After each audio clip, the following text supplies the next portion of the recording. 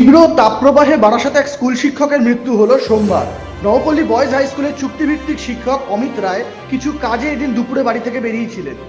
এরপর ফিরে এসে গরম সহ্য করতে না পেরে স্নান করতে যান, কিন্তু স্নানের পরেই তার শরীরে অসুস্থতা বোধ হওয়ায় তাকে স্থানীয় একটি হাসপাতালে নিয়ে যাওয়া হয়। সেখানে মৃত বলে ঘোষণা করা হয়। হাসপাতাল থেকে জানানো হয় সানস্ট্রোকে মৃত্যু হয়েছে স্কুল শিক্ষক অমিত রায়ের। নবপল্লী বলাকা অ্যাভিনিউয়ের অমিতবাবুর বাড়িতে এই খবর আসতেই শোকের ছায়া নেমে পড়ে এলাকায়।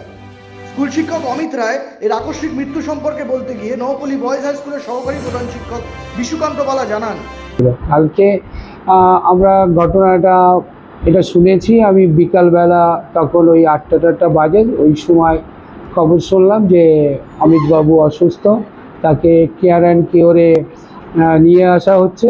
তা আমি তখন বললাম ঠিক আছে, আমি পৌঁছাচ্ছি। কিন্তু তার ঠিক 10 মিনিট বাদে আবার দেখি আরেকজন দিদিমণি ফোন করলেন। উনি বললেন যে স্যার অমিতদা নেই।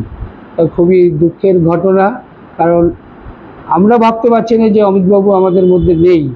এটা শরীরটা খারাপ ছিল কিনা সেটাও বলতে পারবো না, কারণ যতটুকু শুনেছি সকালে উনি বাড়িতে টিউশন পড়িয়েছেন, টিউশন পড়ানোর পরে আবার বাইরে বেরিয়েছিলেন, বেরিয়ে বাড়িতে আবার ঢোকার সঙ্গে সঙ্গে আবার ঠান্ডা জলে বা জলে স্নান করেছেন, করে টোরে আবার পড়াতে বসেছেন।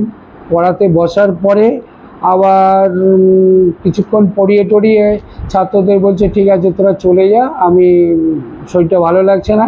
ইন দ্য টাইম তার বাড়িতে যারা ছিল তারা বিভিন্ন পরিষেবা দেওয়ার চেষ্টা করেছে, কিন্তু আস্তে আস্তে তারা কিছু বুঝতে না পারার ফলে পাশে যখন মেডিকেলের দোকান থেকে একজন ভদ্রলোককে ডাকে, তিনি এসে সমস্ত তার প্রেশার এবং তার